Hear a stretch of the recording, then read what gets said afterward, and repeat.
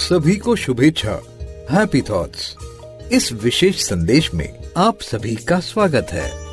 आइए इस संदेश को ग्रहणशील होकर सुने और समझें। आप सबको शुभेच्छा, हैप्पी थॉट्स।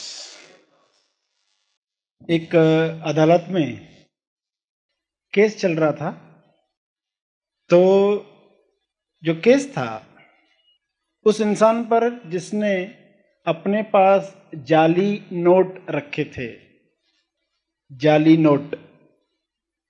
तो वकील ने क्या कहा, जो उसकी सफाई दे रहा था, उसने बताया जज साहब को कि दरअसल ये नोट उसके नहीं है, उसने चोरी किए थे, उसने चोरी किए थे। क्योंकि उसको पता नहीं था कि नकली नोट है, तो सजा उसको मिलनी चाहिए जिसके वहां चोरी की गई, सजा उसको मिलनी चाहिए। तो उसका कसूर नहीं है क्योंकि इसने ये नोट चोरी किए थे। फिर जब चोरी करने का केस चला तो वकील ने कहा कि जाली नोट की चोरी क्या चोरी होती है? अब आपके सामने फैसला है, आप उसको मुक्त कर दोगे या उस इंसान को सजा सुनाने वाले हो, क्योंकि ये आपकी अदालत में है। तो आप में से जिन लोगों को लगता है कि उसको सजा मिलनी चाहिए, वे हाथ ऊपर करें। जिनको लगता है कि सजा नहीं मिलनी चाहिए, वे हाथ ऊपर करें, इसको छोड़ दिया जाए। हाँ, कुछ लोग सोच रहे हैं इसको छोड़ दिया जाए, कुछ लोग अभी भी सोच रहे हैं कि हम जज कर सकते हैं कि नहीं कर सकते, वकील सही है कि कौन सही है।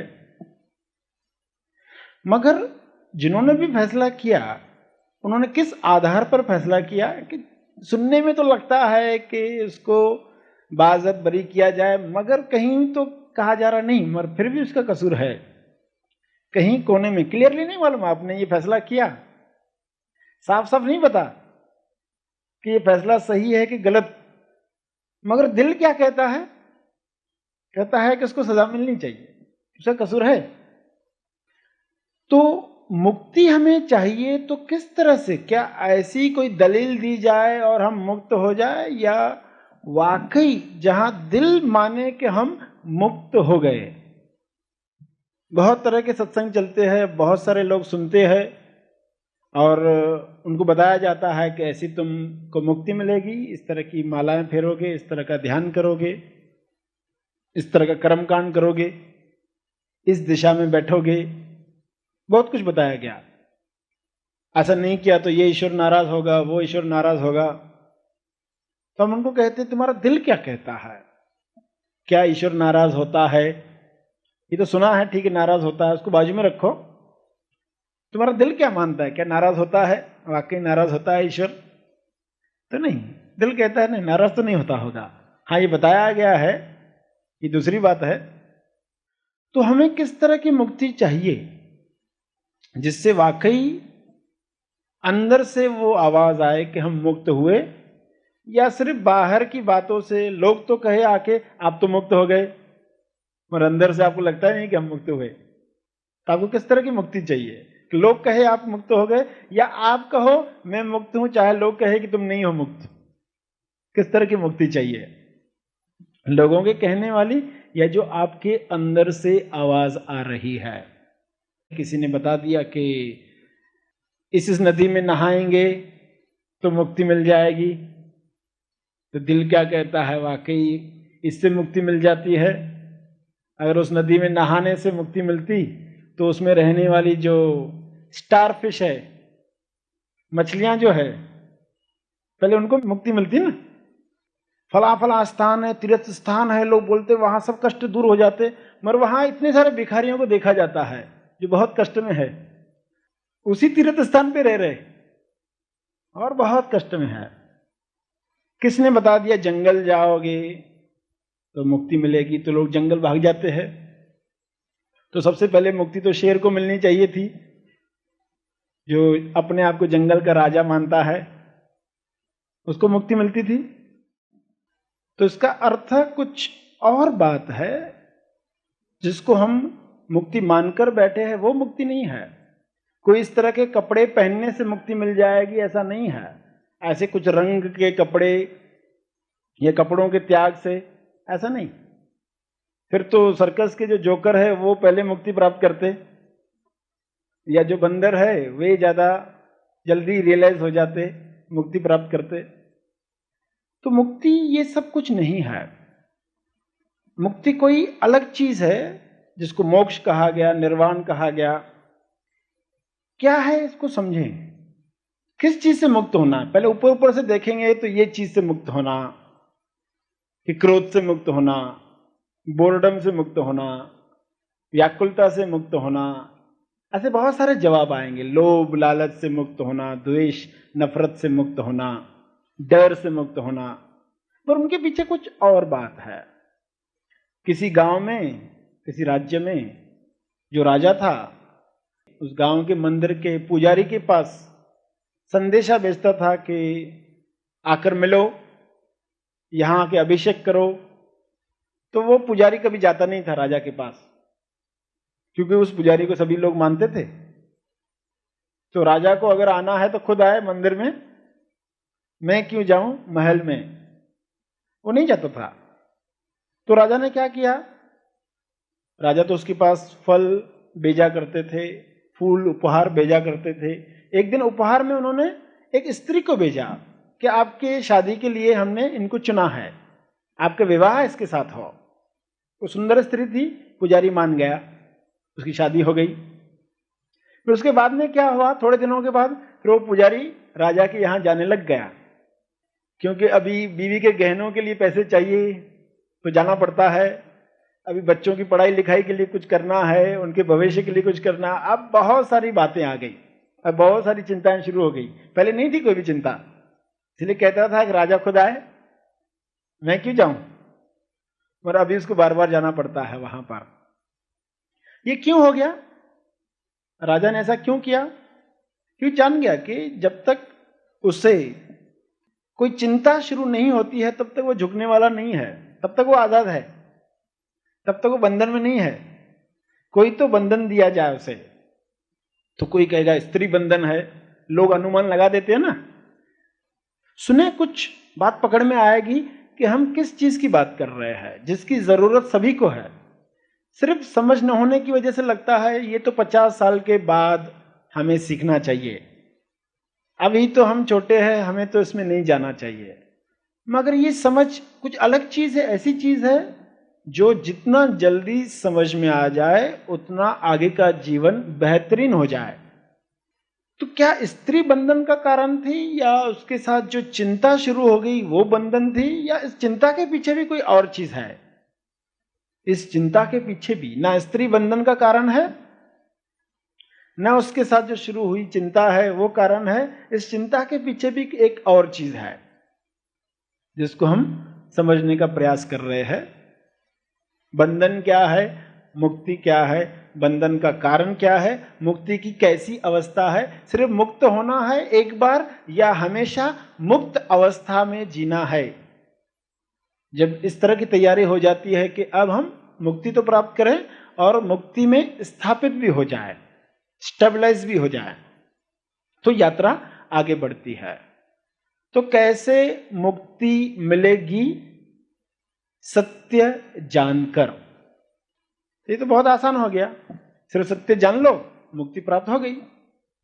तो कोई कहेगा हमें बहुत सारे सत्य मालूम है, ये ऐसा होता है काम, ये वैसा होता है, इस वक्त रात है, सत्य है ना, अभी रात है, ये सत्य है। मगर ये सत्य सत्य नहीं है, हालांकि लगता है कि सत्य है। अभी इस वक्त 9 बजे है, ऐसा कोई कहे तो आप कहेंगे हाँ 9 बजे है, बज गए 9, सही बात है। मगर ये सत्य नहीं है, क्योंकि ये यहां बजे है। दुनिया के किसी और कोने में जाके देखोगे कि वहां ये समय नहीं है, तो क्या ये सत्य हुआ? अभी यहां रात कह रहे हो, मगर किसी जगह देखोगे सुबह है। तो ये जो आपने वाक्य कहा कि अभी रात है, क्या सत्य है? क्या ये सत्य नहीं है? एक पर्सन कहता है भिंडी बहुत टेस्टी होती है, उसके लिए वो सत्य है। मगर कोई कहेगा अरे ये तो मैं तो खाता ही नहीं, बिल्कुल मैं तो हाथ भी नहीं लगाता। तो क्या ये सत्य है? हम बहुत सारे वाक्य बोलते रहते हैं जो हमारे लिए सत्य है, मगर वे सत्य नहीं है। लगता है ऐसा। कोई कहता है शराब पीना गलत है, मगर किसी धर्म में, किसी संप्रदाय में वो तो उनकी धार्मिक विधियों में शराब का इस्तेमाल करते हैं, तो उनके लिए तो सत्य कुछ अलग है शराब के बारे में। हत्या करना गलत है, मगर बॉर्डर पर जाकर जो मार रहे हैं उनको तो अवार्ड दिए जा रहे हैं, उनको अवार्ड मिलते ना, और मारते मारते मर गए तो अमर शहीद हो जाते। मर गए नहीं बोलते, शहीद हो गए, अमर हो गए। यही सत्य यहां तो कहा जा रहा है ऐसा नहीं होना चाहिए, और यहां तो होना चाहिए। तो एग्जैक्टली सत्य क्या है? बहुत सारे सत्य हम सुनते हैं मगर वे सत्य नहीं है। हमने सत्य के बारे में बहुत सुना है, सत्य नहीं सुना है। ये दो अलग अलग बातें हैं, सत्य के बारे में सुनना। सत्य कुछ और बात है। जब तक वो समझ नहीं आती है तब तक हम उलझे हुए रहते हैं। दिखता है ऐसा है कि ये सत्य, मगर नहीं है। पानी में लकड़ी डाल दो, एक छड़ी, तो लगता है कि टेढ़ी हो गई। आधी छड़ी डाल दो पानी में, कैसे दिखेगी? बेंड हो गई, टेढ़ी हो गई। मगर क्या सचमुच टेढ़ी हो जाती है? नहीं। आप ये भी जानते हो। तो सत्य क्या है उसको हम जाने। एक उदाहरण से समझे। एक इंसान है जो रात को लेटा हुआ है, सपना देख रहा है। सपने में वो देख रहा है कि उसको 10 बीमारियां हो गई है। उसको पेट की खराबी है, उसका लिवर खराब हो चुका है, उसको डायबिटीज है, उसको अस्थमा है, उसको ब्रेन का ट्यूमर है, उसको जोड़ों का दर्द है, और वो हॉस्पिटल में है और इलाज चल रहा है। ये क्या कर रहा है? सपना देख रहा है, और उस हॉस्पिटल में इलाज चल रहा है। 2 बीमारियां ठीक हो चुकी है, 2 बीमारियां ठीक हो चुकी है। बड़ा खुश है। डॉक्टर्स कह रहे हैं बाकी थोड़े दिनों में तुम्हारी बाकी तकलीफें भी जाएगी, कुछ ऑपरेशंस है, फिर तुम ठीक हो जाओगे। बड़ा खुश है। 8 बीमारियां हैं मगर, और उसके ब्रेन ट्यूमर की ऑपरेशन होने जा रही है। डॉक्टर बेहोशी की इंजेक्शन लेकर आता है और वो उसको इंजेक्शन लगाता है। जैसे ही बेहोशी की इंजेक्शन लगाई तो वो जाग गया। मजेदार बात है ना? इंजेक्शन लगवाई बेहोशी की और ये जाग गया उस दर्द की वजह से। सुई चुभी तो उठ गया। उठ गया तो बीवी ने पूछा क्या हो गया, तो झटका देकर क्यों उठ गए? तो बहुत हंसने लगा। क्यों हंसने लगा? उसने बताया अपनी बीवी को कि मैंने ऐसा सपना देखा, 10 बीमारियां थी, 2 ठीक हो चुकी थी, 8 और बीमारियां थी, उनका इलाज चल रहा था। पर मैं जैसे ही जागा कि 8 की 8 बीमारियां गायब हो गई। एक एक करके ऑपरेशन नहीं हुई, अभी इसकी ऑपरेशन, अभी उसका इलाज, अभी इसका इलाज, ऐसा नहीं हुआ। एक साथ 8 की 8 बीमारियां जो बची हुई थी मुक्ति मिल गई। तो क्या हुआ? क्या सत्य जाना उसने? क्या सत्य जाना? कि वो जो देख रहा था वो एक ख्वाब था, एक सपना देख रहा था, इसलिए हंस रहा है कि एक साथ 8 बीमारी से कैसे मुक्त हो गए। और फिर प्रश्न उठा कि अब जो मुझे तकलीफें हैं मेरे जीवन में, बच्चों की कुछ प्रॉब्लम्स हो गए, उनकी एडमिशन का कोई काम होगा, नौकरी का कुछ प्रॉब्लम होगा, पैसे का कुछ प्रॉब्लम होगा, तो अब ये जो समस्या है क्या ये भी एक साथ सॉल्व हो सकती है क्या? एक एक करके नहीं, एक साथ सभी तकलीफों को हम सॉल्व कर सकते हैं क्या? एक प्रश्न उठा, और ये प्रश्न प्यास तैयार करता है जीवन में। अरे ऐसी कोई अवस्था है, ऐसी कोई चीज है जिसको जानने के साथ जैसे ही सपना टूटा आप मुक्त हो गए उन सभी चीजों से जो आप देख रहे थे। तो ऐसा क्या जाने हम जिससे ये मुक्ति का रास्ता खुल जाए? और वो क्या वाकई इतना आसान है कि श्रवण के द्वारा, सुनने के द्वारा हमें मिल जाए? उसी की तैयारी आपसे करवाई जा रही है। यहाँ ऐसे लोग हैं जिन्होंने शिविर किया है, कुछ लोग हैं जिन्होंने शिविर नहीं किया, कुछ लोगों ने फॉर्म भरा है इसके लिए कि हम अभी सत्य सुनना चाहते हैं, मुक्ति की प्यास अंदर जग जाए, ऐसा रास्ता है, हम तैयार हो जाए उसके लिए। तो समझते हैं शुरुआत से पूरा विश्व जो हमें दिखाई दे रहा है वो कैसे बना है। 3 चीजों से विभाजित किया गया है इसे, 3 भाग उसके। जैसे आप 3 रंग सुनते हो, 3 रंग है, फिर इनके मिश्रण से 9 रंग बनते हैं, मगर मुख्य रंग कितने हैं? 3 है। वैसे ब्रह्मा विष्णु महेश ये जो कंसेप्ट बनाया गया, क्यों बनाया गया कि एक से सृष्टि का निर्माण होता है, एक से चलता है और एक से सृष्टि खत्म होती है। तो ये 3 बनाया गया है। जैसे जागरण अवस्था है, स्वप्न की अवस्था है और नींद की अवस्था है। ये 3 अवस्थाएं हैं, बचपन है, जवानी है, बुढ़ापा है, ये 3 अवस्थाएं हैं। तो 3 में मुख्य विभाजित किया गया है इस संसार को। और ये 3 चीजें जो हमारे जीवन में महत्वपूर्ण है, इन 3 के बियॉन्ड जब हम जाते हैं, 3 में भी तो विभाजन है, मगर जब हम 3 के परे जाते हैं, उनके पार जाते हैं, तो मुक्ति की अवस्था है। 3 तो संसार का नंबर है, मगर 3 के परे जो चौथी अवस्था है वो उसके पार है। हम उसकी बात करना चाहते, मगर पहले हमें 3 को समझना होगा। ये 3 चीजें क्या है? हुआ क्या? एक चीज जिसको अभी हम नाम नहीं देते, समझने के लिए अभी नाम नहीं देते, वो चीज आई और शरीर के साथ जुड़ी। जैसे ही वो शरीर के साथ जुड़ी, शरीर के साथ क्यों जुड़ी? क्योंकि शरीर आईना है। अब आईने के साथ क्यों जुड़ते हो? सुबह उठकर आप आईने के सामने जाते हो तो क्यों जाते हो? ताकि आपको आपका दर्शन हो, इसलिए जाते हो ना। तो वो चीज इस शरीर के साथ जुड़ी, क्यों जुड़ी? ताकि वो अपने आप को जाने। वो चीज शरीर के साथ जुड़ी। शरीर के साथ जुड़ते ही शरीर के अंदर कुछ ऐसी चीजें थी जिसने उसको चिपका दिया। जैसे हम आईने के सामने जाएं और आईने में ऐसी कशिश हो कि हमें खींच ले, अपने साथ चिपका दे, तो क्या होगा? क्या आपको अपनी शक्ल दिखाई देगी? आपकी नाक आईने के साथ चिपक गई। आप पूरी कोशिश करोगे छुटकारा हो जाए, मुक्ति मिल जाए, ये तो आईने चिपक ही गया, ये तो गले का फंदा बन गया। अब आप उस आईने से छूटना चाहते, छूट नहीं पाते हो। क्यों नहीं छूट पाते हो? क्योंकि आईने के अंदर कुछ गुण है। एक है रजोगुण, एक है तमोगुण। आईने के अंदर गुण है, गुण यानी क्वालिटी, एक रजोगुण, एक तमोगुण। अब इसको समझ लें, क्योंकि ये समझेंगे तो इसके पार जाएंगे, वरना नहीं जा सकते।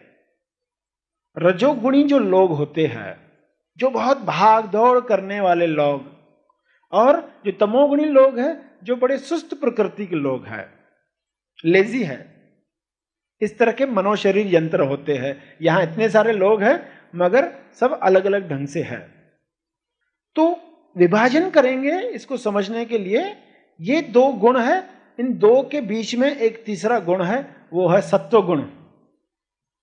इन 2 गुणों से हमें सत्व गुण की तरफ जाना है और फिर उसके परे जाना है। ये 3 गुण हैं जो चिपका देते हैं उस चीज को आईने के साथ, शरीर के साथ। सत्व गुण का आना जरूरी है, मगर सत्व गुण भी बंधन है। जब हम 2 की बात कर रहे हैं तो लगता है कि ये 2 चीजें ही खाली गलत है, सत्व गुण सही है, मगर सत्व गुण भी उस आईने का गुण है। तीनों के बियॉन्ड जाना है, यानी सत्व गुण से भी पीछे जाना है, ये भी बंधन का कारण है। तो आईना है, उसके साथ वो चीज जुड़ी है और चिपक गई है। अब ये तीनों चीजें जो है, अगर हट जाए तो क्या होगा? तीनों गुण निकाल दे उस आईने से तो क्या होगा? वो चीज अलग हो गई। और फिर जो मुक्ति का आनंद महसूस होगा उस चीज को, उसी के लिए हम यहां आए हैं। वो चीज क्या है? उसी को ही आत्म साक्षात्कार कहा गया है, सेल्फ रियलाइजेशन कहा गया है। क्योंकि सेल्फ और बॉडी दोनों जब जुड़ते हैं तो तीसरी चीज तैयार होती है, जिसको हम मनुष्य कहते हैं, जिसको हम मनुष्य कहते हैं, जो तीसरी चीज तैयार हो गई है, तो कैसे फिर से ये मनुष्य अपने अंदर डुबकी लगाए, उस चीज पर पहुंच जाए जो आनंद है, तेज आनंद है, तेज मौन है। अगर हमें भी वो आनंद चाहिए मुक्ति का, तो हमें ये चीजें समझनी है और जीवन में उतारनी है। कैसे उतरेगी? आज तो हमने एक बीच में से टॉपिक ले ली, समझ में नहीं आएगी, मगर उसको स्टेप बाय स्टेप कब सिखाया जाता है? जब लोग शिविर में आते हैं तो ABCD से सिखाना शुरू करते हैं। जैसे कि आपको कुछ भी नहीं मालूम, चलो शुरू करते हैं। तो आज समझ में नहीं आया तो चिंता मत करना, अरे आज हमने सुना कुछ समझ में नहीं आया, तो उसकी चिंता मत करो। सिर्फ प्यास भी जगी कि हाँ ऐसा कोई आनंद है जिसकी तलाश हर एक कर रहा है। जिसको भी देखो सभी आनंद की तलाश में है ना। जो भी आप काम कर रहे हो, क्यों कर रहे हो? उसे पैसा मिलेगा, ठीक है, पैसा आएगा तो क्या होगा? घर की प्रॉब्लम सॉल्व हो गया। अच्छा, घर की प्रॉब्लम सॉल्व हो गई तो क्या होगा? शांति आएगी, संतुष्टि मिलेगी। घूम फिर कर देखोगे एंड में यही लगेगा कि आत्म संतोष के लिए, आनंद के लिए, हैप्पीनेस के लिए, और कोई कारण नहीं है हर काम के पीछे। एक्चुअली में हर एक की चाहत मुक्ति है, हर एक की चाहत तेज आनंदी है। जिस दिन ये बात पकड़ में आ जाएगी तो फिर हमें कोई रोक नहीं सकता है मुक्ति प्राप्ति के लिए। तो जो गुण बाधा है वो गुण टूटे, कम से कम शुरुआत तो हो जाए कहीं से। और ये आईने के साथ हम अपना अनुभव कर पाए। जिस आईने में ये 3 गुण थे, अब 3 गुण हट गए तो आईना बहुत साफ हो गया। अब जो दर्शन होगा सही दर्शन होगा, वरना क्या होगा? अगर नाक लगा के रखा है तो दर्शन नहीं होता। चलो नाक तो हटा दी, थोड़ा पीछे हो गए, पीछे हो गए, मगर अगर ये हमारी आंख हिल रही है कंटिन्यूस, तो अब आईने के सामने खड़े हो जाओ और आंख को हिलाते रहो, फिर क्या होगा? क्या अपना दर्शन हो रहा है? नहीं हो रहा दर्शन। इतना चंचल है वो चीज, अगर इतनी हिल रही है तो भी नहीं होता। एक नाक लगाया तो भी नहीं होता, थोड़ा दूरी की और आंख को हिलाते रहे तो भी नहीं होता। ये तीसरा, वो आईना सीधा नहीं है अगर, तो अच्छा गोल है आगे से अंदर से। देखे कि नहीं आपने मेले में? तो कैसा दर्शन होता है? कुछ और ही दर्शन होता है। जैसे आप हो नहीं वैसा दर्शन होता है।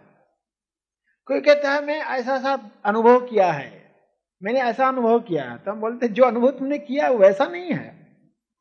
उस अनुभव को कौन देख रहा था वो इंपॉर्टेंट है। तुमने लाइट देखी, कोई कहता है मैंने लाइट, एक प्रकाश देखा, अच्छा इस प्रकाश को कौन देख रहा था? वो देखने वाले को देखना है, हमें उस प्रकाश को नहीं देखना है। जो आईने के सामने खड़ा है उसको जानना है। आईने को जानकर या आईने के अंदर रंग बिरंगी फुलवारी हो जाए उससे हमें लेना देना नहीं है। आईने में बहुत कुछ चमत्कार होते। लोग बोलते मैंने ये कुंडलनी शक्ति जागृत की है, इस तरह का चक्कर चल रहा है, इस तरह का अमृत पान होता है, अमृत का स्वाद आता है मुझे, ऐसा ओमकार होता है, ऐसा नाद बजता है। अलग अलग अनुभव बताते लोग। हमारी अनुभव करता कौन है? इसको जानने वाला कौन है? आईने में मत उलझो। आईने के सामने जो है, पहले तो जो सामने है वो चिपक न जाए, दूसरा अगर दूर हो तो इतना चंचल, इतना रजोगुणी नहीं हो कि हिलता ही रहे, और तीसरा वो आईना सीधा हो, साफ हो। सीधा साफ कब होगा? जब वो सत्वगुणी बनेगा। सत्वगुणी कब बनता है? जब उसका तमोगुण या रजोगुण टूटना शुरू होता है। एक बार आईने में दर्शन हो गया तो एक बार दर्शन करना काफी नहीं है अपना, फिर ये दर्शन चलता रहे, ये अनुभव चलता रहे, जुबान जुबान का स्वाद लेती रहे, आंख आंख का दर्शन करती रहे। ये आंख क्या है? वो चीज क्या है? वो चेतना क्या है जो शरीर के अंदर जुड़ी है? वो जिंदा चीज क्या है हमारे अंदर? उसी जिंदा चीज को जानना है, वरना शरीर तो पहले से जड़ है। शरीर जड़ है, ट्रांजिस्टर जड़ है। सेल बिठाया तो वो चलने लगता है, बोलने लगता है। सेल निकाल दिया तो ट्रांजिस्टर तो मरा हुआ है पहले से ही। तो ये समझ जब आएगी तो हम बियॉन्ड जा सकते हैं। आज आते ही आपको उस अदालत का किस्सा बताया, और दिल जो कहता है वैसी मुक्ति हमें मिले, उस तरह से हमारी यात्रा आगे बढ़े। कोई कर्म कांडों से नहीं, कपड़े बदलने से नहीं, कोई जंगल जाकर नहीं, कोई पानी में रहकर नहीं, असली मुक्ति, और वो सत्य जानकर। सत्य जो हम आज तक सोचते हैं वो सत्य नहीं है। इस तरह करना अच्छा, इस तरह करना बुरा, शराब अच्छा ये बुरा, हत्या इस तरह बुरी अच्छी, जो भी हमने सुना है वो एक इंसान के लिए सत्य है, दूसरे के लिए नहीं है। जमीन के इस हिस्से पर रात है, दूसरे हिस्से पर सुबह है, ये सत्य नहीं है। सत्य कुछ ऐसी चीज है जो सुनकर ही कुछ होना चाहिए। अरे हम क्या मान्यता में जी रहे थे, हम तो ये मानकर जी रहे थे कि 3 लोग कोई काम करने जाएंगे तो काम नहीं होता है। अरे तो हम मानकर बैठे थे, ये सत्य नहीं था, लगता था सत्य है। बिल्ली रास्ता काट के जाएगी तो अपशगुन हो गया, ये हाथ में खुजली हो गई, ये आंख फड़फड़ाने लग गई तो ये हो जाएगा, ये मानकर बैठे थे। झाड़ू इस तरह रखे इस तरह न रखे, ये मानकर बैठे थे। शीशे का टूटना गलत होता है, अशुभ होता है, ये मानकर बैठे थे। ये सब मान्यताओं से मुक्ति मिले, असली सत्य जाने क्या है, जो हमारा सत्य है। किसी ने कह दिया बड़ी बड़ी आंखें खूबसूरत आंखें, तो क्या सत्य है बड़ी आंखें खूबसूरत आंखें? चाइनीज लोगों से पूछो तो कहेंगे पागल हुए हो, छोटी छोटी आंखें खूबसूरत आंखें। उनका सत्य अलग है, हमारा सत्य अलग है। तो जो भी हम कहते रहते अपने आप से पूछना, क्या ये हर जगह एक ही सत्य है? अगर हर जगह ऐसा नहीं है तो वो सत्य नहीं है। हमें असली सत्य जानना, सत्य के बारे में नहीं, सत्य जानना है। अब सत्य जानकर अपने ऊपर लौटे, हम जो है, मैं कौन हूं, क्या ये शरीर हूं? जैसे मैं शर्ट पहनता हूं तो मैं कहता हूं ना ये मेरी शर्ट है, मैं शर्ट हूं ऐसा नहीं कहता हूं ना कभी भी। मैं बनियान पहनता हूं तो मैं ये नहीं कहता कि मैं बनियान हूं, मैं कहता हूं ये मेरी बनियान है। तो वैसे ही हम कहते हैं ये मेरा घुटना है, ये मेरा पैर है, ये मेरी आंख है, तो ये मैं नहीं ना।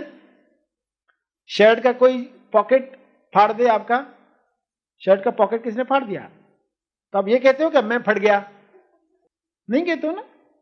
मगर शरीर के साथ कुछ क्या होता है, दर्द हो गया तो अरे मुझे दर्द हो रहा है, कहते तो यही है ना। जैसे कि मैं फट गया, कितना गलत बोल रहे होते, अरे मुझे दर्द है, बहुत गलत पंक्ति है।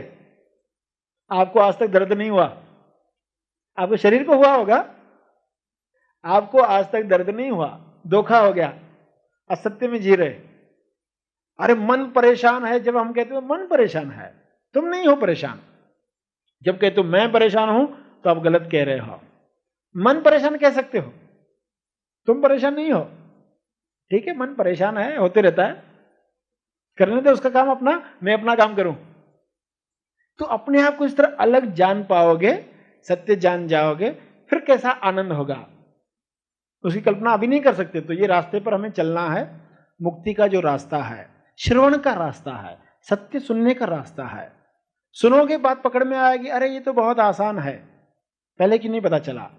तो ये सब बातें आज की गई है। सपना टूटा नहीं, 8 बीमारियां गायब। तो हमें भी सत्य मालूम पड़ा नहीं, तो कितने बोझ हम लेकर जी रहे ना जीवन में, सब बोझ गायब। अरे आप खुश हो रहे हो, अरे हमने पहले क्यों नहीं सुना, ये पहले मिलता तो हम बोझ से मुक्त हो जाते। उसी की तैयारी आपसे करवाई जा रही है।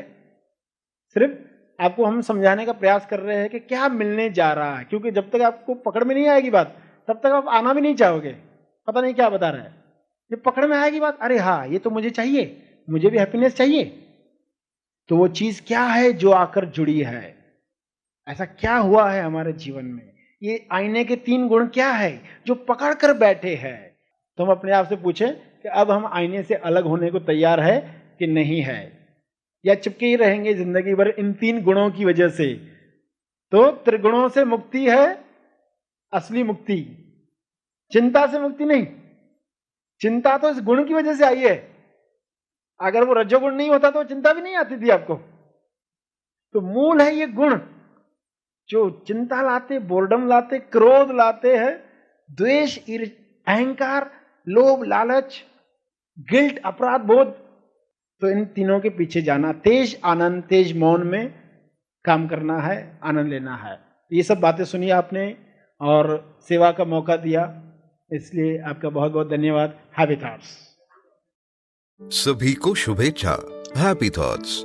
अक्सर ऐसा देखा गया है, ज्यादातर लोगों में ऐसी ग्लानि रहती है कि अपने प्रियजनों के आखिरी क्षणों में वे उनके पास नहीं थे, उनसे मुलाकात और बातचीत नहीं हो पाई, या उनके अंतिम समय में वे उन्हें ठीक से मेडिकल ट्रीटमेंट नहीं दे पाए। ऐसे अनेक अपराध बोध तले दबकर लोग सारी उम्र दुख में जीते हैं। क्या आप भी ऐसे विचारों से परेशान हैं? क्या आप अपने पूर्वजों की मुक्ति के लिए कुछ करने की इच्छा रखते हैं?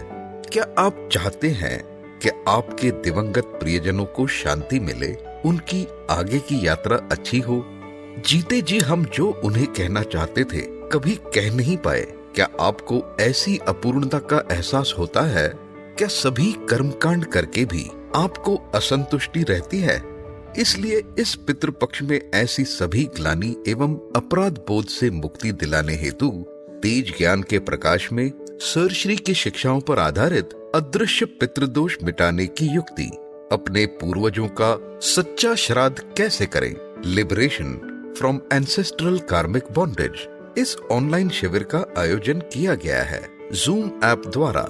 रविवार 11 सितंबर 2022 दोपहर 12:30 से शाम 5 बजे तक। आज तक हजारों लोगों ने इस शिविर को अटेंड कर न केवल अपने पूर्वजों की बल्कि अपनी भी मुक्ति का एहसास किया है। अतः उनकी तरह अपने पूर्वजों को सही मायने में श्रद्धांजलि देकर एंसेस्ट्रल कार्मिक बॉन्डेज से संपूर्ण आजाद होने के लिए आज ही इस शिविर में अपना रजिस्ट्रेशन करें। अधिक जानकारी के लिए दिए गए फोन नंबर्स पर संपर्क करें। सर श्री की शिक्षाओं पर आधारित ऑनलाइन महा आसमानी परम ज्ञान शिविर। आपकी सुविधा के लिए यह ऑनलाइन शिविर 3 भागों में लिया जाएगा। बुनियादी सत्य शिविर 24 और 25 सितंबर 2022, ब्राइट रिस्पॉन्सिबिलिटी शिविर 2 अक्टूबर 2022, महा आसमानी शिविर 15 और 16 अक्टूबर 2022। चिंता, तनाव और दुख से मुक्त खुशहाल जीवन पाने के लिए आज ही इस शिविर में अपना रजिस्ट्रेशन करें। अधिक जानकारी के लिए संपर्क करें। इस वीडियो को लाइक और शेयर जरूर करें।